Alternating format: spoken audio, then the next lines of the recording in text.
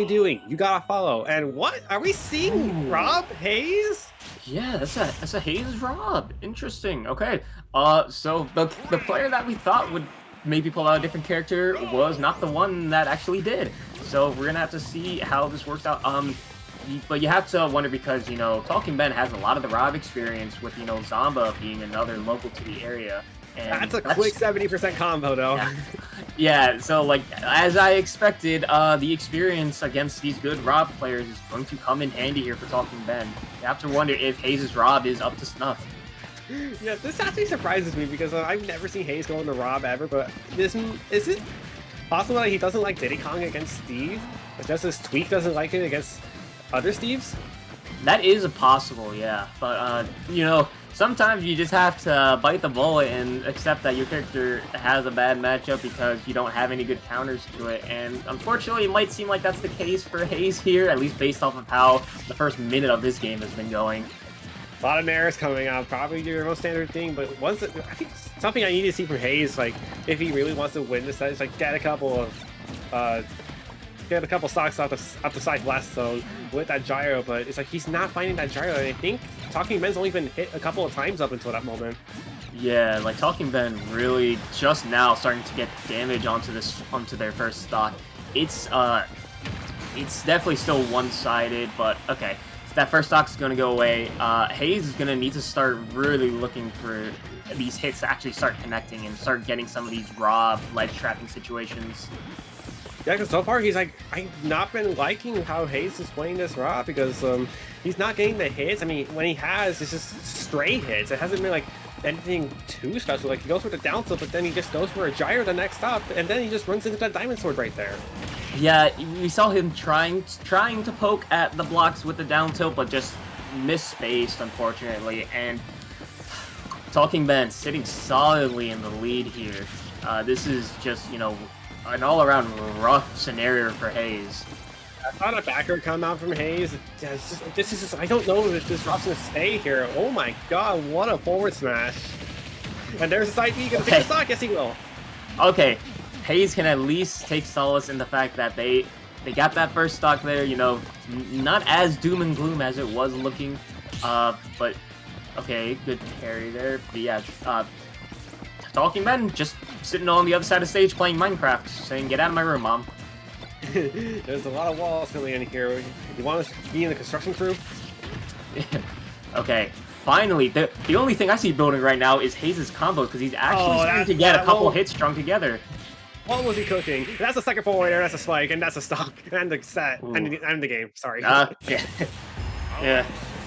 Yeah, good thing that is not the set because Haze needs time to decide whether that Rob is actually going to be the answer they're looking for into this Steve, because it started out in a very dominant fashion. As we see here, we finally get like a bit of a combo coming out from Haze, but Talking Ben just throws it back in their face with those double pickaxe spikes off stage.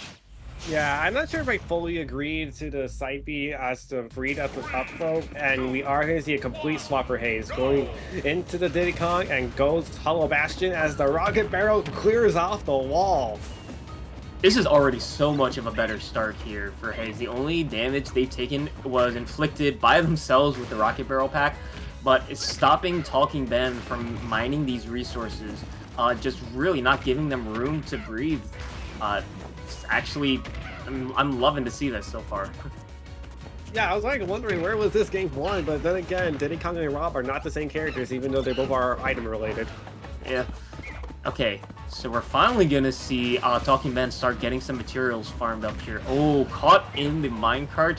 It's a very good follow-up there. Sitting almost at 100%. There is no gold or diamond on deck yet, so Haze can be a bit, relieved in that their stock isn't going to explode. Ooh, what a roll read! Ooh, speaking of exploding stocks, there we go. We see Haze taking the first stock here against Talking Ben, and again, they still only have stone.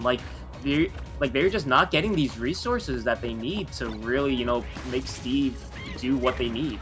And then they're breaking the walls with that rocket barrel cannon. Haze is already on a clinic right now as he's going to let him and potentially get caught by the up smash as he just did off the minecart escape.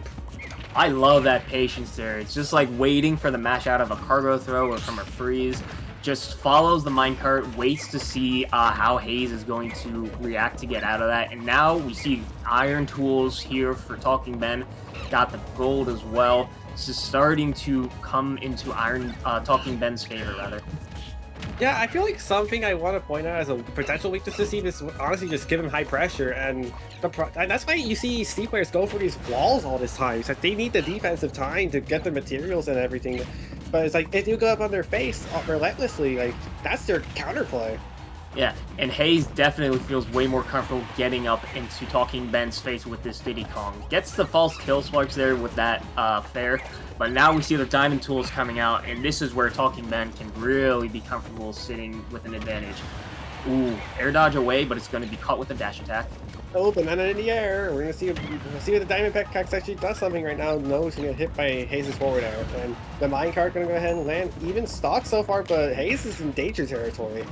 Oh yeah, but at the same time, Talking Ben is at over 100%, and Diddy Kong, while unreliable with their killing ability, this is still doable for Haze. And there's the up throw coming out from Talking Ben. It's going to take that second stock, put them in the lead. Ooh, oh, the grab there on the block destruction, such good play. I'm actually a little surprised that Talking Ben didn't go for a down throw for the combo, but I do understand why you would want to just send Haze off stage just to see what he does. Yeah, try to exhaust the resources of the Diddy Kong, get them off stage, and also gives Talking Ben time to mine for more resources. Because as we can see, basically only stone left. They do have the gold and the diamond. Oh, yep, and we're going to have to see them craft some more tools quickly. Yep. So yeah, there's and Haze's counterplay to the wall blocks are slowly been the rocket barrel cannon. I'm actually loving that. Oh my god, the up smash is not good. Standard Diddy Kong gameplay. But yeah, we're gonna have to see Haze take this stock, get this diamond off deck. There we go. Now gonna destroy the crafting bench probably, or okay, no. Oh, so there's you can just spawn in front of him, and I don't think it's too much of an issue. But 71% is not impossible to come back from. But this is Alex we're talking about. Oh my god, I almost hit the stock. Yeah, the footstool anvil so strong. It is just absolutely scary. Yeah. Now we got walls on each side. Okay, oh, rocket barrel. Okay. Yeah. I mean, any bit of damage Haze will take.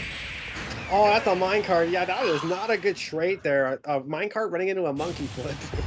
Yeah, Sunday driving out here for Talking Ben as the minecart takes the second game there for their favorites. Going to move them on to top 8 winners side. On the other side of bracket from Jackal, but yep, that is a... I'm just sad we didn't see the Haze Diddy Kong in both games because it was doing so much better than the Rob. Yeah, I have to agree there, and it's a really funny way that this set ended in the Looney Tunes way with a crash. Yeah, I mean, you know, it's like, it's rough because, you know, this character, Steve's, just caused a lot of contention, and, you know, Haze was very clearly trying to either use Rob as, you know, either they like that matchup better or just think that, you know, Rob is their specific answer to Steve. So can't fault them for trying, but it's just, what do you do? Yeah, that's just unfortunately how the cookie crumbled there, and that is probably our last set of the block unless production tells us otherwise. So this is pretty nice way to end our block right now, and you gotta look into this. I mean, hold on. Yeah, we're gonna look into this here. Watch this. So he just goes up with that banana combo, gets another 49, then the minecart, and there is the car crash. Yep. You know, that's just how it is in America. Cars rule the road. Yeah. As you're... Also monkeys, apparently. Yeah. As you were saying, that is going to be the last set for us. Are we going to have an ad read before we head out, Kelvin? Yep, there it is. Here we go. So NJ Smash Circuit. You can actually see all the weeklies that are part of it now. So Fusion, which you're watching right now, Kingdom, Gamer Nook, Center Stage, and Stargate. Those are the 5 New Jersey weeklies that are a part of this brand new NJ Smash Circuit. Have it starting on July 9th, which was yesterday, so this is the first Fusion counting for it, going into December 22nd. If you're in New Jersey, definitely come support these locals. You should have been supporting them either way, but now you have a big incentive with that $2,000 prize pool. And if you want to do more things with all these New Jersey Smash events everywhere, be sure to be wary of Fresh Cut being now in partnership with Fusion. Whenever you go ahead and use the application and use code Fusion and get it downloaded for $1. And make sure you support your TOs here today. They'll always be there in Fusion. And speaking of Fusion, you can always check out these weekly tournaments every single Monday right here at Collision Smash TV, or you can go ahead and head out in person, 5027 Main Street in Waterloo, New Jersey. We got brackets every single Monday, 6 p.m. open time, and keep in mind, this is also an arcade, so even if you're out of bracket, you can go ahead and just beat your friends over at the cars.